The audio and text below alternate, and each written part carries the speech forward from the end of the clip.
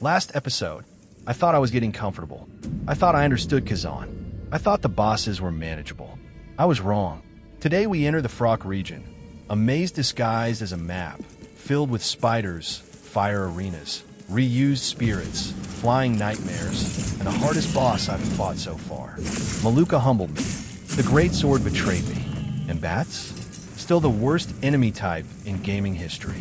This episode is 1 hour of pure adaptation, suffering, fashion, and finally, transformation.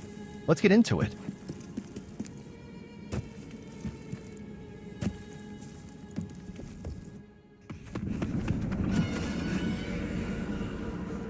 Over here.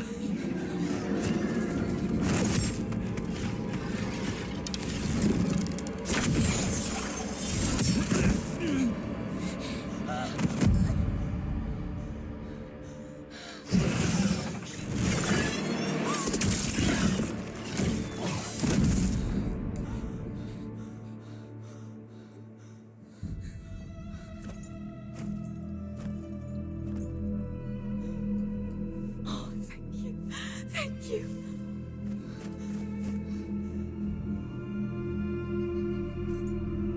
All right, boys, welcome back.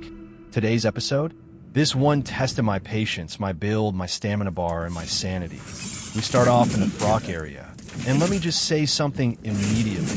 Why is this place so big? Like, genuinely. Every direction looks important. Every path splits into 3 more paths. Every staircase leads to another staircase that leads to absolutely nothing. And me being me, I kept getting lost. I would walk confidently for 5 minutes thinking, yeah, this feels right. And then boom, dead end. Or worse, I realize I've been there already. So I'm not gonna lie, I cut out a lot of running around. Because nobody wants to watch me play GPS Simulator 2026. I trimmed it down to pure combat and boss action because that's what we're here for.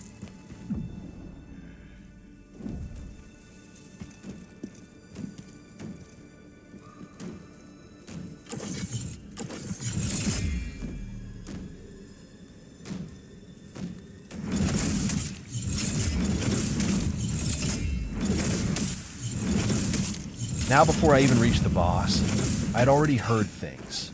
People were saying, this boss is annoying. This boss is tough. Phase 2 is crazy.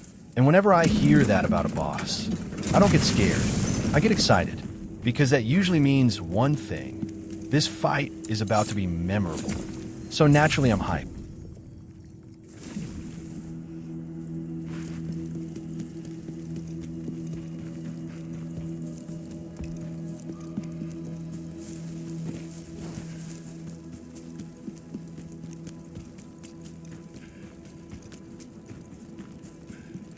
I walk into the arena slowly. No sprinting, no panic, just soaking in the atmosphere. The music starts building, the camera pulls back, and then he appears. Up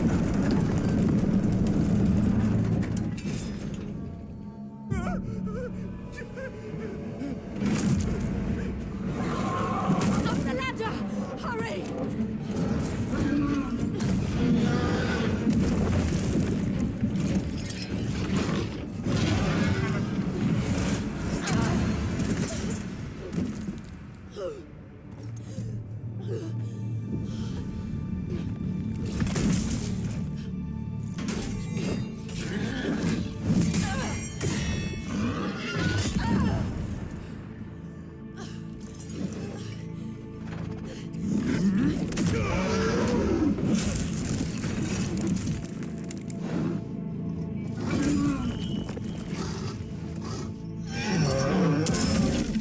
Immediately I'm like, oh, so we're doing elegance mixed with violence. The fight starts. Phase 1, there's a brief pause, like he's measuring me. Then suddenly, dash into a sweeping strike. Clean, fast, controlled. I roll it. He follows up with a delayed swipe that almost catches me. Okay, I see you. He's aggressive. He hits hard, but he leaves openings. And that's the key. He's not one of those bosses that never stops attacking. He commits to his moves. When he dashes, there's recovery.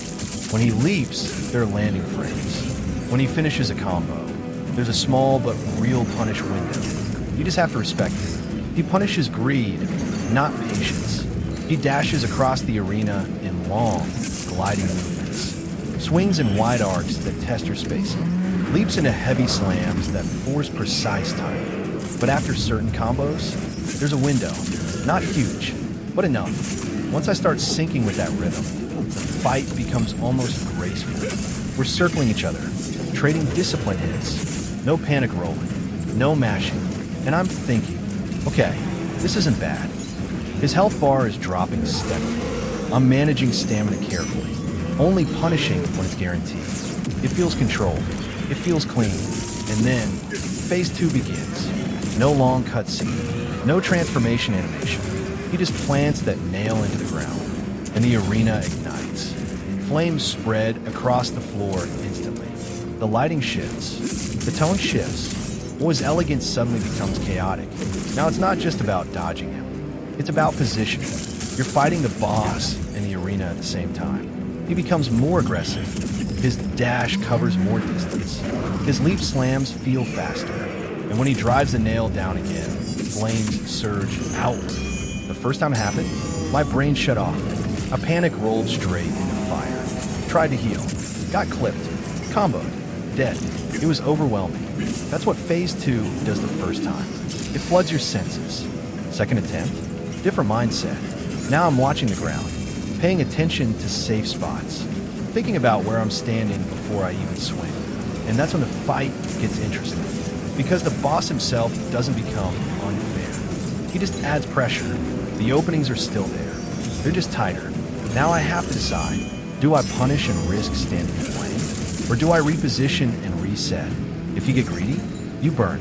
Literally. So I start baiting his leap attacks towards safer areas. Let him commit first. Roll through. Land 1 or 2 hits max. Back out immediately. No ego plays. Stamina management becomes everything. If you're out of stamina when he chains a dash into a follow-up slam, you're finished. There's one combo where he dashes, spins, then delays an overhead slam just long enough to catch panic rolls. Bro slams the nail into the ground. The arena ignites. Flames everywhere. And my brain just shuts off. You know that moment in a boss fight where you understand nothing that's happening? That was me. I panic roll. I misjudge spacing. I get clipped. Then full combo. Dead. First attempt. Absolutely cooked. But here's the thing about these games. You die once. The fear is gone. Now it's data collection mode. Second attempt, I go on calm. Then I notice something. There's a ladder. Now, normally in Souls-likes, ladders mid-fight feel like traps. But I try it, and I realize climbing it keeps me above the flames. Bro, this changes everything. Now the arena is on fire. The mechanic becomes manageable instead of chaos. And once I understood that, the fight became clean. Second attempt. Boss down. Confidence up. We move.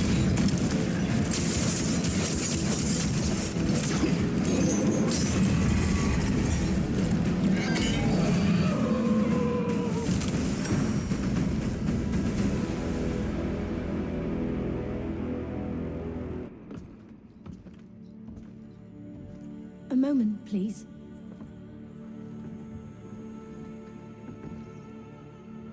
I just wanted to thank you for saving me. I owe you my life. I'm looking for Pavel, the nobleman. Do you know where I can find him? Oh, I wonder... Are you the great General Khazan?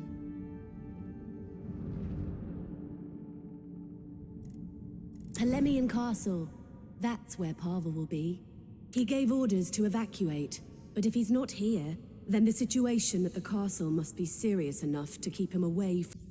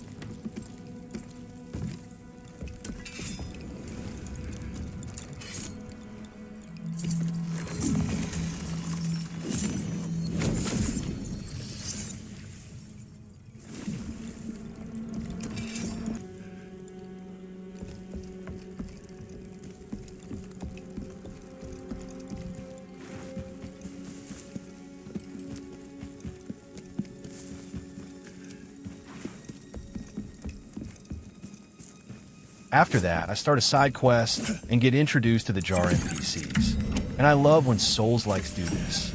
You're fighting nightmare monsters 1 minute and the next. Little jar people, just vibing. It's such a weird but charming contrast. The world feels dark and brutal. And then suddenly there's these small, oddly wholesome characters asking for help. So I help them out, clear some enemies.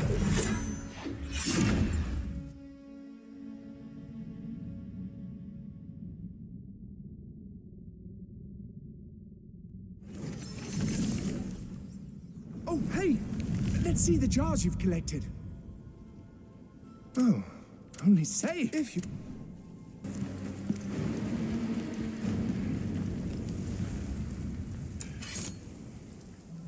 Explore the surrounding area. Do the quest. Simple, clean, gameplay focused. And then, of course, the game hits me with a twist. I get confronted by the same boss again. But this time, it's the spirit version. Now it's really giving ancestral spirit energy. You're basically fighting the ghost of the boss you just defeated. And normally, reused bosses can feel lazy. But here, it didn't. Because the combat in this game is actually fun. The second time around didn't feel like padding. It felt like a skill check.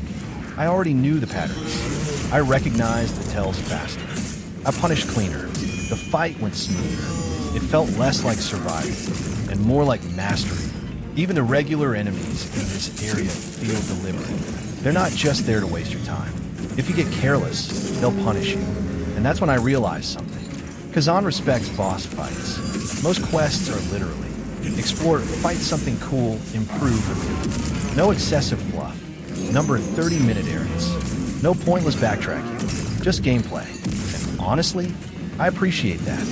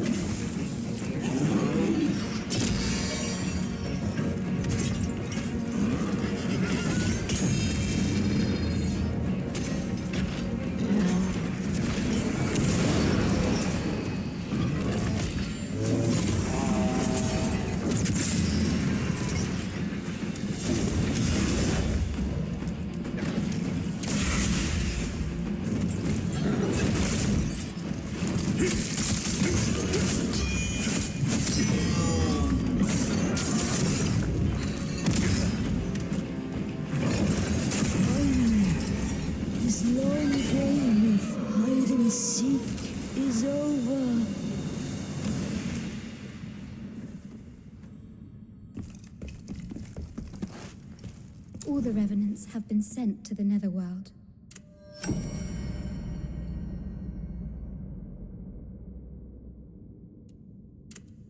The dragon, the violent. Some unite now.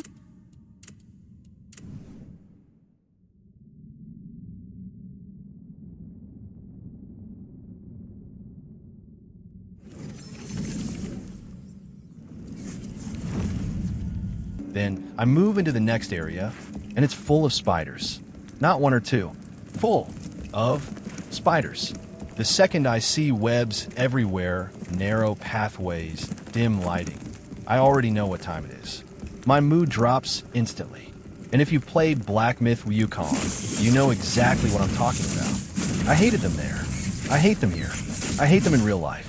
There's just something about spiders and Souls-likes. The way they move, the way their legs twitch, the way they scuttle sideways at unnatural speeds. It's like they're designed specifically to make you uncomfortable. They don't just attack you. They invade your personal space. Half the time they're above you. Then they drop down. Then they jump back. Then they spit something at you. It's never a clean fight. It's always chaotic. And to make things even better, this area has a lot of parkour and platforming, which on its own is actually kind of cool. It changes the pace, makes you think about positioning and verticality. But the second bats and birds get involved, everything falls apart. Bat Eagle, the worst enemy type in Souls history. Let's just collectively agree on something right now.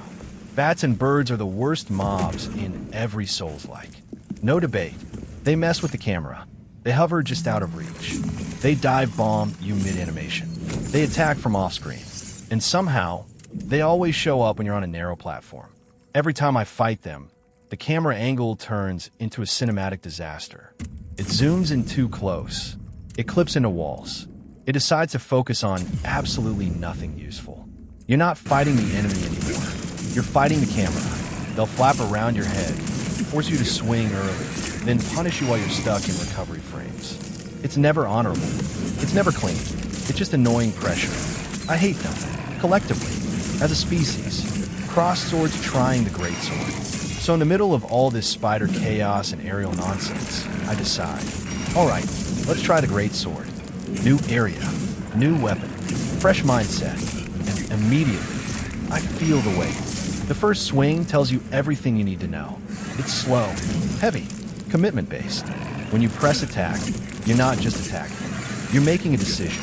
The wind-up is deliberate. The follow-through is massive. And if you miss, you feel it.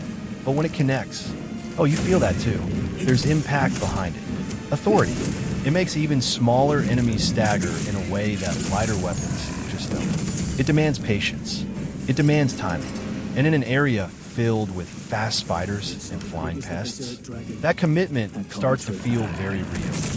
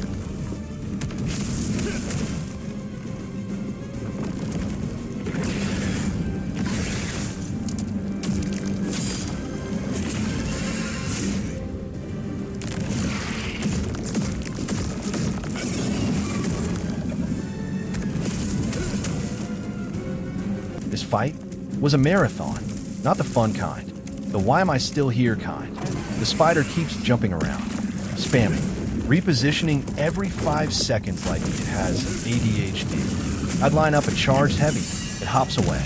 I try to close distance, it climbs a wall. I'd finally corner it, it leap attacks across the arena. Meanwhile, I'm over here, slowly chipping posture just to land one brutal attack for real damage. Because with the greatsword, that's the game plan. You're not death by 1,000 cuts. You're death by one massive statement. The greatsword playstyle feels like, wait, charge, commit, pray. You're constantly looking for that one clean opening where you can plant your feet and let it rip. And if you don't land charged heavies, you're barely doing anything. Light attacks feel like they exist just to remind the boss you're present. The real damage comes from posture breaks and brutal attacks. But building that posture bar takes forever when the boss won't stand still. The fight legit felt like 20 to 30 minutes. No exaggeration. Every chunk of damage felt earned. And during it, I started questioning my build. Was I underleveled? Did I spec wrong? Or is this just the cost of playing Greatsword? The parry iframes feel slower on Greatsword. Not terrible, just tighter. You can't panic parry. You have to be deliberate. The recovery also feels longer. If you swing at the wrong time, you're stuck watching your character finish the animation while the spider winds up something unpleasant. It's powerful, but punishing if you miss time. There's no oops with this weapon. You either commit correctly, or you suffer. Now, comparing that to the spear also feels slow, but it's controlled slow. It doesn't demand full commitment the same way. You can poke, backstab, reposition. Spear gives range, safer pokes, good AoE, cleaner neutral game. You control space instead of dominating it. You don't have to overextend to deal consistent damage. Greatsword, on the other hand, gives massive poise, insane brutal attack damage, trading potential, main character energy. When it works, you feel unstoppable. You tank through a hit. You land a fully charged heavy. You chunk the boss for a ridiculous amount. It feels cinematic, but you have to earn that moment. Both weapons are slow, but they're slow in different philosophies. Greatsword demands commitment. Spear rewards spacing and patience. In mid-fight, watching this spider bounce around while I'm winding up another heavy swing, I realize something. Greatsword might not be my natural style. I like control. I like spacing. I like consistency. Greatsword is about confidence and timing. But maybe that's the point. Maybe I just need more skill investment, more stamina, more practice with the timing windows. Because when I did land a full charge into a brutal attack, it felt incredible. Like the entire 5-minute struggle was worth that one hit. Either way, after what felt like an eternity of chasing, charging, dodging, and slowly building posture, the spider finally staggered. One last brutal attack. Health bar gone. Silence. Spider down. And I swear I leaned back in my chair like I just finished a boss rush. Victory never felt so slow and so earned.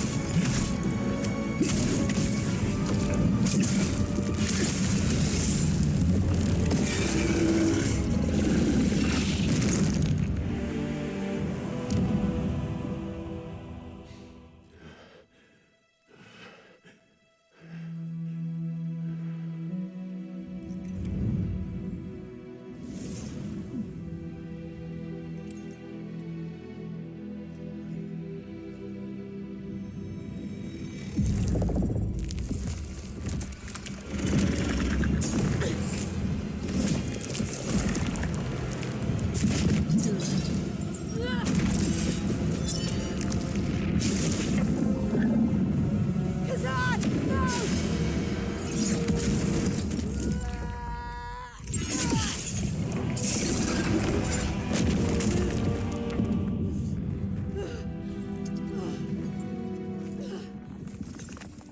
Thank you. Not necessary, General. It's been my dream to fight side by side with the great General Khazan.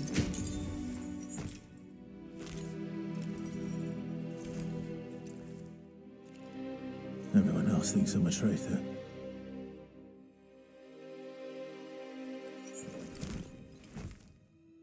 It doesn't matter what they think. You're a savior, not a traitor.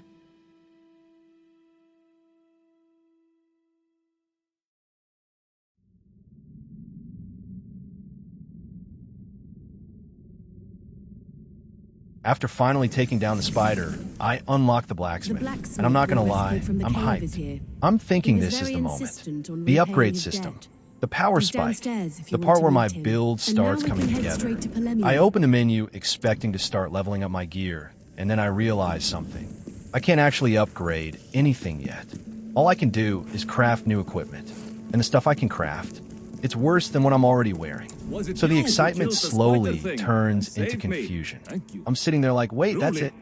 But then I notice something else. I unlock transmog. And suddenly the mood changes completely. If I can't get stronger right now, at least I can look stronger. So I dive into the customization menu and start experimenting with armor pieces, mixing sets, changing styles, trying different combinations. And honestly, I spent way too long on it. But it felt good. After all that fighting, finally having a way to personalize my character made the progress feel real.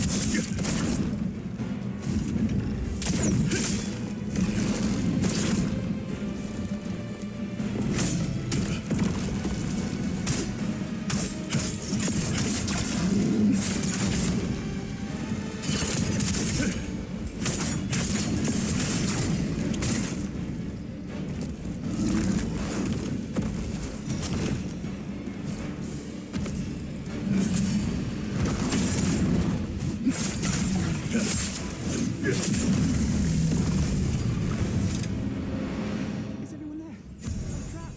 Please, help me.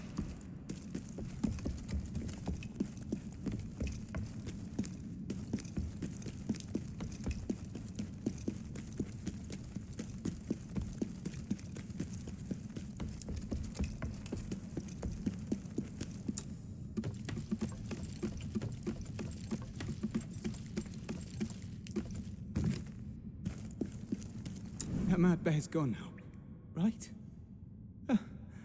Thank you so much for saving me. I was on my way to Heimak, but got lost, and then hurt my leg running away from the bear. And got stuck here. Please, let me give you a little something for saving me.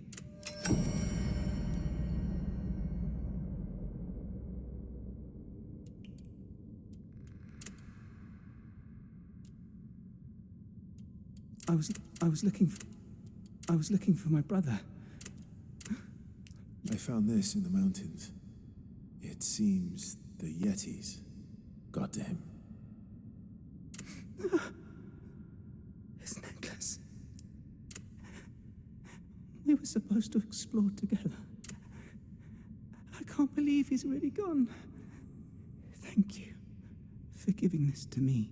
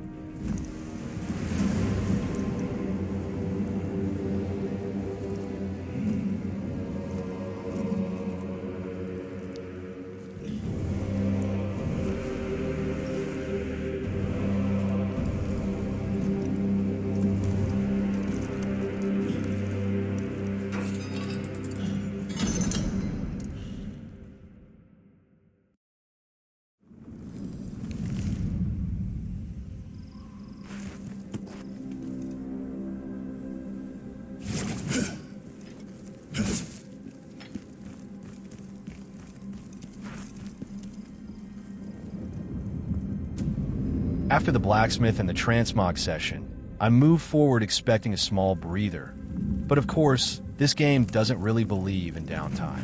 And honestly, that's what I'm starting to love about it. Right away, I'm greeted by the next boss.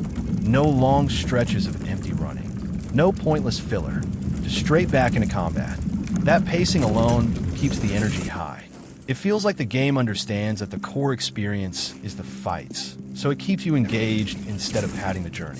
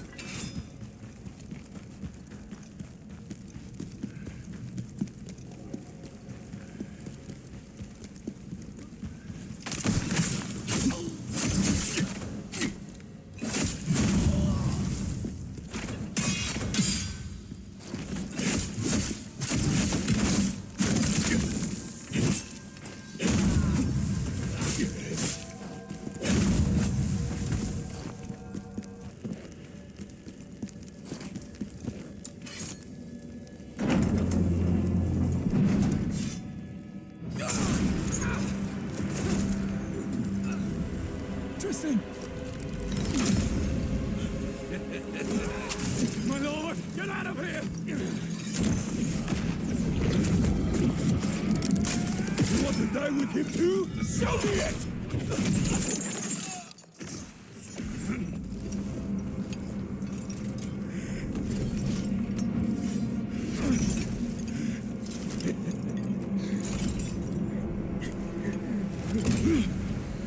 Stubborn old fool. What are you looking at?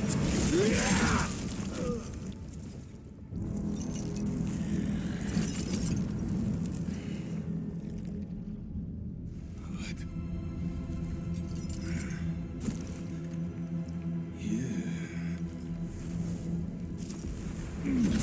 You're still alive. Not for long!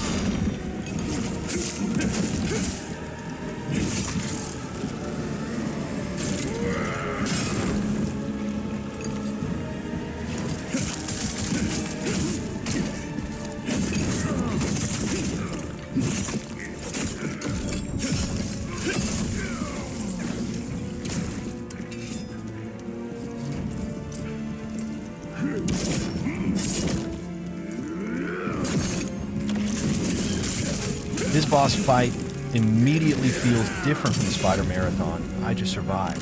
The attacks are slower, more deliberate. You can actually read what's coming. The animations have clear tells. Shoulders shift before swings. There's weight behind each move. It feels fair, but slower doesn't mean easier. Because this boss has one major twist: mobility. He flies around a lot, and that changes everything. You're not just fighting a grounded enemy anymore. You're constantly adjusting your positioning, tracking him as he moves through the air, and reacting to where he's going to land. It turns the fight into a rhythm game of spacing. If you stand too close, you risk getting clipped by a sudden dive. If you stand too far, you might miss your punish window. So now it becomes a balance between patience and pressure. I start the fight carefully, no rushing in. I observe, let him make the first move. The attacks are readable, so I focus on timing my dodges instead of spamming. When he swings, I roll through. When he pauses, I punish lightly. Nothing greedy, just controlled damage. And then there's the grab attack. This is where things get serious. Grabs in this game feel different. They don't always have exaggerated wind-ups. Sometimes the animation looks subtle, almost too subtle, and that's dangerous. Because if you react late, even slightly, you're caught. The first time he uses it, I misjudge the timing. I think it's a regular attack. I roll too early, and suddenly I'm locked into the animation. Big damage. Instant regret. That death isn't frustrating though. It's informative. Now I know the grab exists. Now I'm watching more carefully. Second attempt, I adjust my mindset. Instead of attacking constantly, I focus on spacing. I stay just outside his immediate range. I let him commit to moves before I respond. When I see the subtle shift that signals the grab, I'm ready this time. That small adjustment makes a huge difference. The fight starts feeling smooth, less chaotic, more controlled. His airborne movement keeps the pressure up, but because the attacks are readable, it never feels unfair. It just demands focus. You can't zone out. You can't autopilot. And that's something I really appreciate about this game's design. It doesn't rely on random damage spikes or unpredictable mechanics. When you die, it's usually because you misread something or got greedy. That makes every victory feel. As the fight continues, I start noticing patterns. After certain aerial moves, there's a landing delay. That's my punish window. After a combo string, he resets position, and that's another opportunity to close distance and deal damage. I stay disciplined. No unnecessary heavies. No panic rolls. No stamina waste. Just steady progress. The difference between this boss and spider fight is night and day. With the spider, I felt like I was chasing it constantly. With this boss, I feel like I'm engaging in a structured duel. It's almost more traditional, like a test of fundamentals. Eventually, I get comfortable. The attacks feel predictable. The timing feels natural. My confidence starts building. He tries another grab, but this time I'm ready. I dodge cleanly. Punish immediately. Small damage, but it adds up. And that's the key here. Consistency. Not burst damage. Not flashy combos. Just steady execution. Second phase, if there's one, doesn't feel overwhelming. It just adds slight variations. Maybe faster movement, maybe a little more aggression, but nothing that breaks the core logic of the fight. And because I already adapted, it doesn't shake me. This is one of those fights where patience wins. You don't need to rush. You don't need to force openings. You just need to stay calm and react properly. By the time the boss's health drops low, I'm fully locked in. No distractions. Just focus. I wait for one more clear opening, punish cleanly, and finish the fight. Victory feels smooth. Not explosive. Not chaotic. Just controlled. And honestly, that kind of win feels just as satisfying as the intense ones. Because it shows growth. It shows adaptation. It shows that the lessons from previous fights carried over. After the spider marathon and the blacksmith excitement, this boss feels like a reset in tone. A reminder that the game can switch styles, from endurance battles to precision duels, without losing its identity. And that's what keeps me hooked. Every area teaches something different. Every boss tests a different skill. And each time I think I've figured it out, the game introduces another layer. That constant evolution is what makes the journey exciting. By the end of this fight, I'm not just relieved. I'm more confident, more aware, and ready for whatever comes next.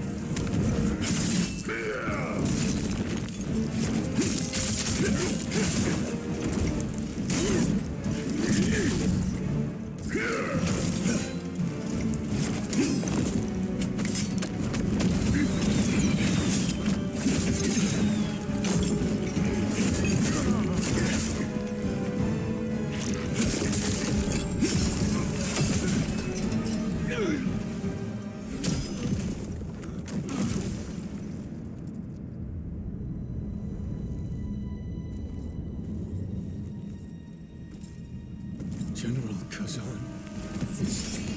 Is it really you? Great General. Thank all the gods you're alive. Tristan. Why are you with that traitor?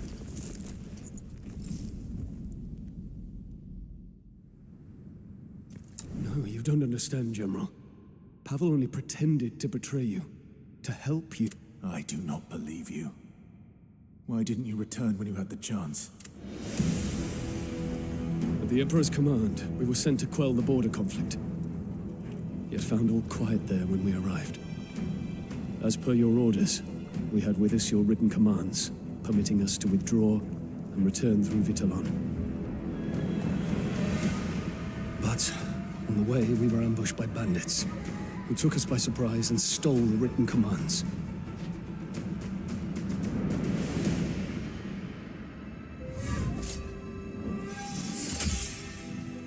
It was Scalpel, who was scouting nearby, who saved us.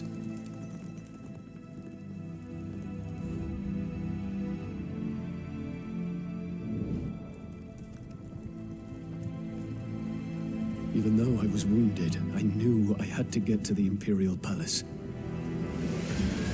But there, I was arrested for aiding you in the crimes against the Empire that they said you were guilty of. It was Pavel who saved me, Great General. He told me how all this was a plot by the Emperor. From the moment he sent us to the borders, we were to be labeled as traitors.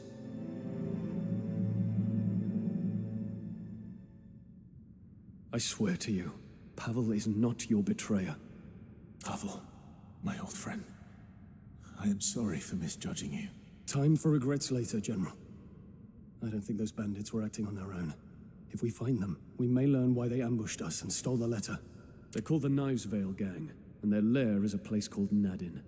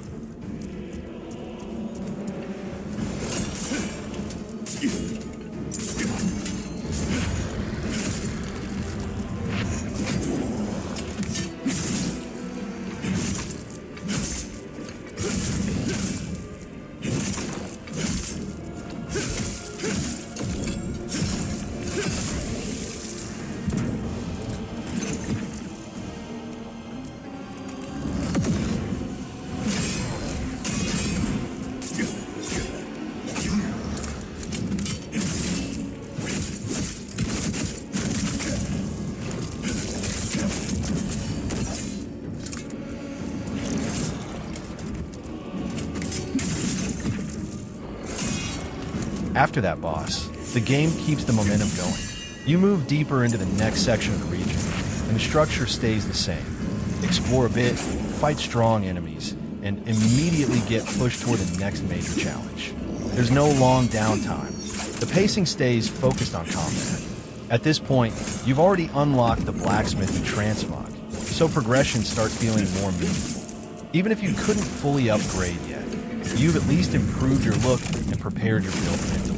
After a few more encounters and smaller fights, you eventually reach the next big milestone, the Maluka boss fight.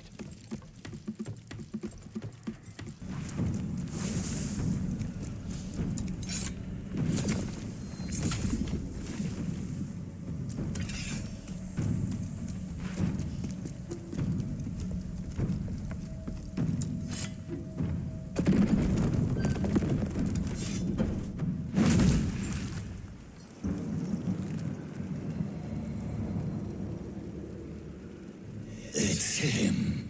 He's the source of the stench. So you finally worked it out. I'm here to make you pay for what was done to me.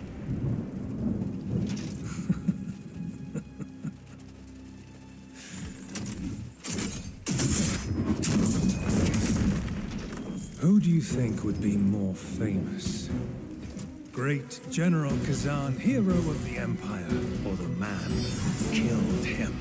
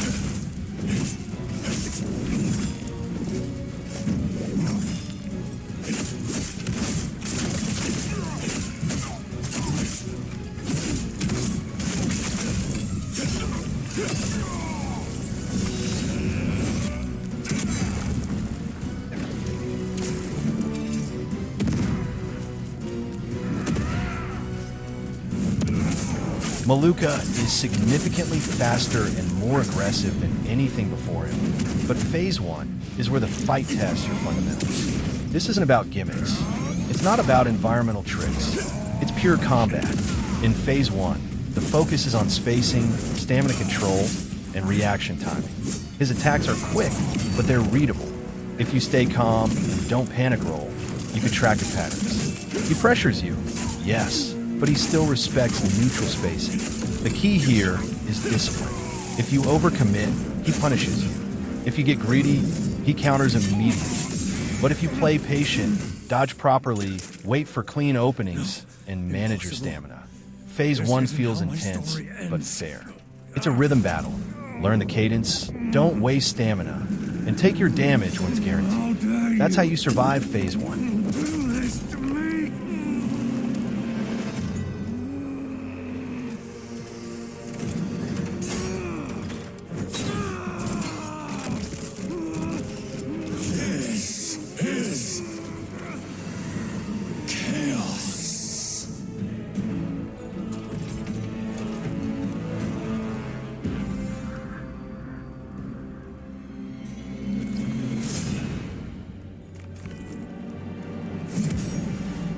Then Phase 2 begins, and the entire fight shifts. The pressure increases dramatically. His combos become longer, faster, and more relentless. Instead of short attack strings, he starts chaining multiple sequences together with barely any downtime. There's less room to breathe, less time to reset, and far less forgiveness. Now you can't just rely on spacing alone. You have to stay constantly aware of stamina, positioning, and timing. On top of that, when his health drops low, he begins adding range pressure that forces you to adjust your approach again. You can't blindly rush in. You have to pick your moments carefully, close the distance intelligently, and avoid getting caught while transitioning between ranges. Mistakes in Phase 2 are heavily punished. One wrong dodge, one mistimed swing, or one stamina miscalculation can completely flip the fight. That's what makes this phase feel like a true skill check. It demands everything: patience, pattern recognition, stamina management, and calm decision-making under pressure. And when you finally adapt and defeat him, it doesn't feel lucky. It feels earned.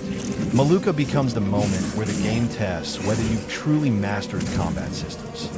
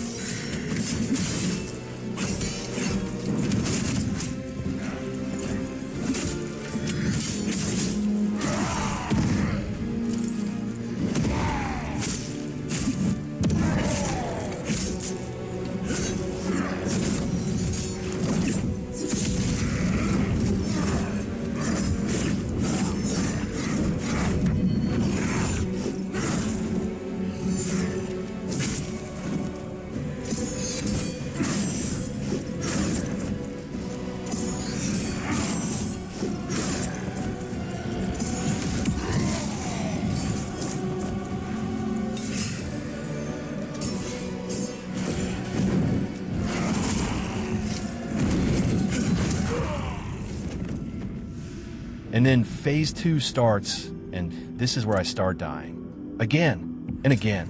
At first, I'm trying to stay calm. I tell myself it's just patterns. Learn the combos. Don't panic. But once he switches gears, the pressure feels non-stop. He starts chaining attacks together in long sequences, and it feels like there's barely any space to breathe. I dodge one hit, thinking I'm safe, and another swing is already coming. I try to punish what looks like an opening, and I get clipped by a delayed follow-up. I try to heal, and somehow that's the exact moment he decides to rush me. And that's when it starts to get annoying. Not because the boss feels impossible, but because I know I'm close. I'm learning him. I can see the patterns. But one small mistake keeps ruining the run. A mistimed roll, running out of stamina, getting greedy for just one extra hit. Every time I think, okay, this is the attempt, something goes wrong. The low health phase especially feels stressful. When he starts adding more pressure, mixing in ranged attacks or longer combo strings, it becomes overwhelming.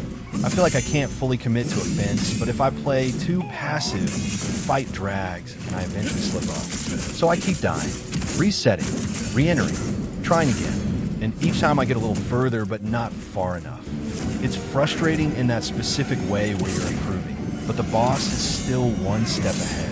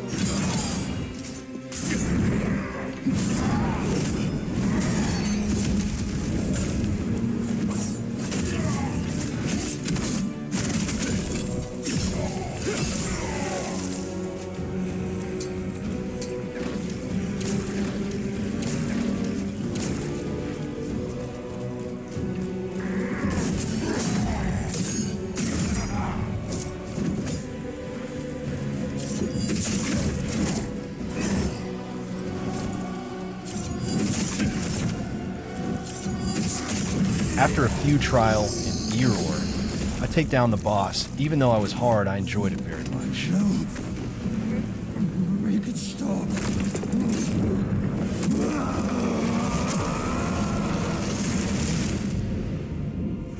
Stop the chaos, mortal.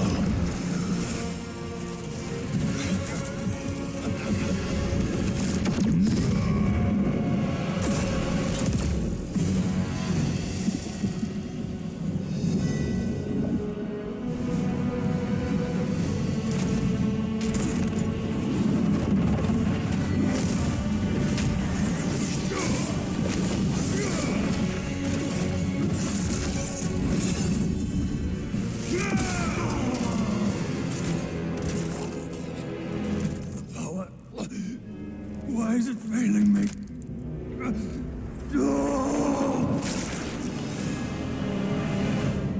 No, it cannot be. His soul obliterated. That's supposed to be impossible. Can chaos really be this powerful? Why is that so hard to believe? Souls do not disappear. Whether the body lives or dies, the soul is immortal. The souls of the dead always return to the netherworld. This has always been the natural way of things. The never-ending flow of souls. The cycle of life and death that is the balance of the universe. But that balance has been disrupted. With fewer returning souls, the netherworld has fallen into disorder. Foul chaos. Is that the cause of the disorder?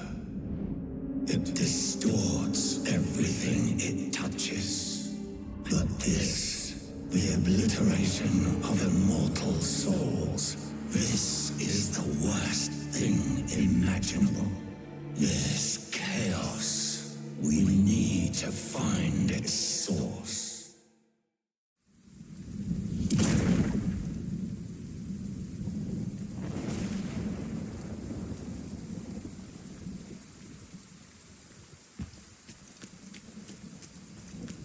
Luca turning into that creature of chaos. Such a horrible thing to see. But I know he wasn't always that thing. He was good once. Something must have happened to him. Think, what could have changed him? There was a place he began visiting. What was its name? El Ravica. That was it. After he started going there, that's when he began to change.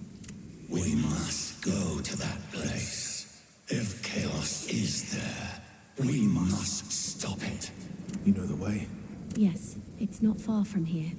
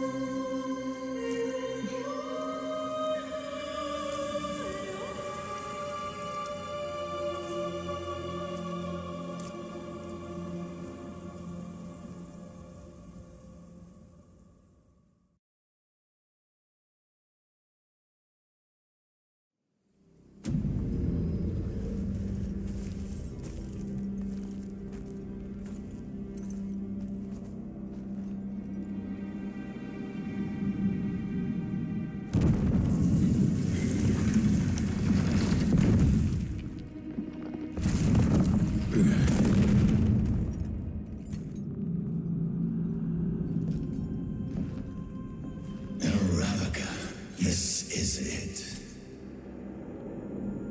We sense the touch of chaos, but there's something else.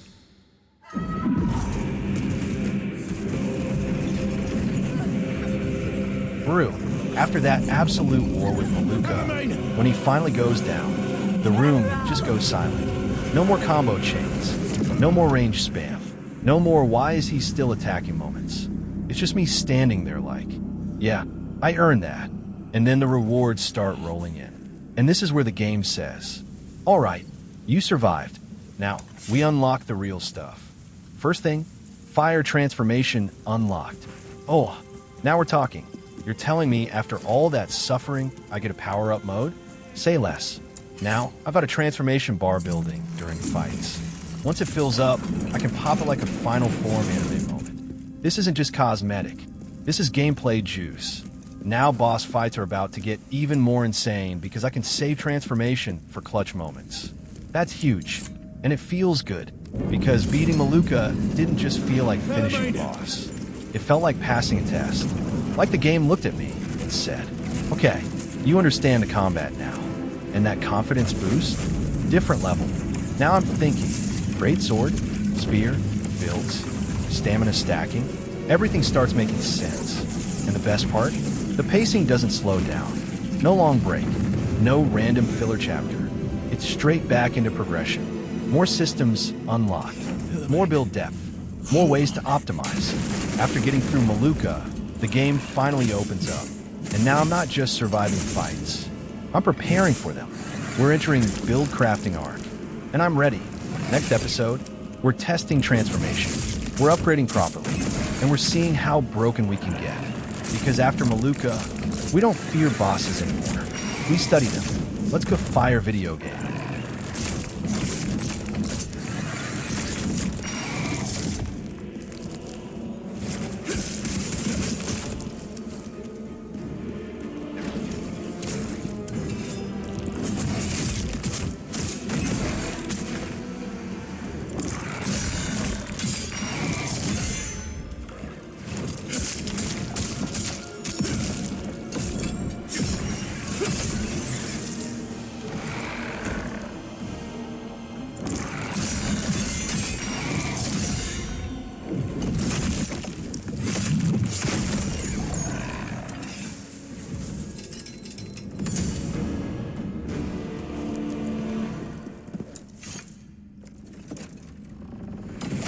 All right, boys, that is where we're ending today's episode.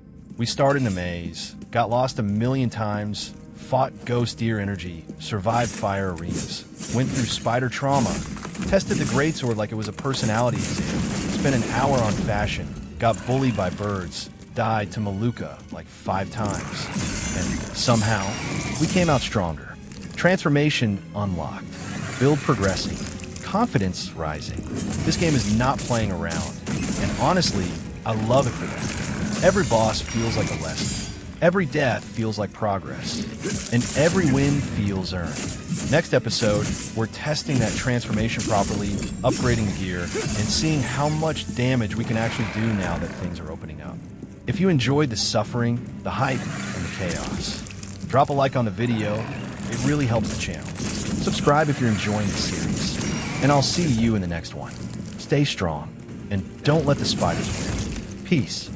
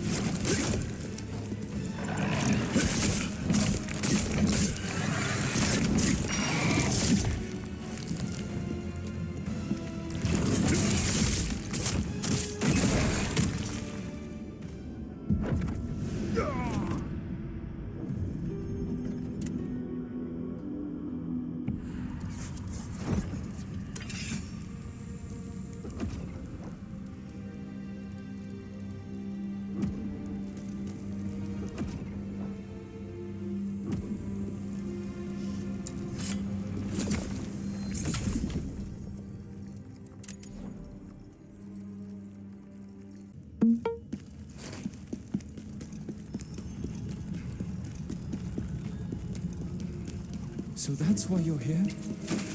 Be gone!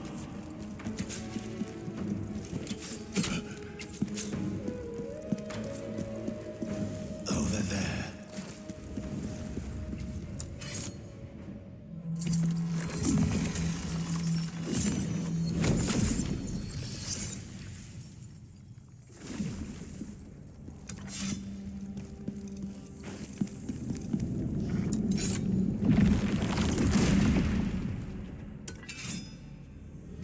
The relic, it belongs to us.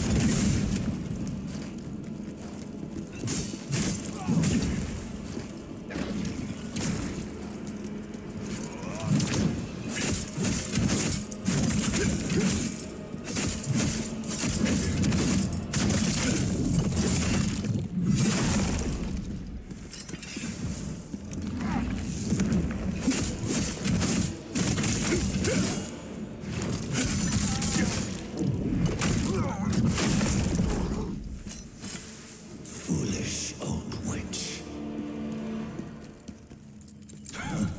Finally decided to show up.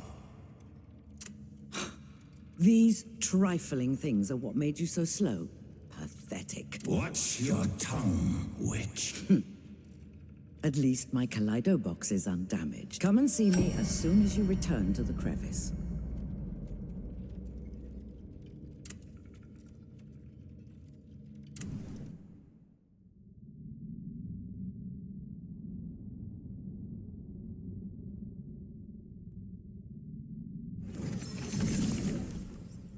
Luckily, the Kaleido box appears to be fully intact. It is the culmination of all my knowledge. It's the ultimate catalyst, able to alter the very essence of matter.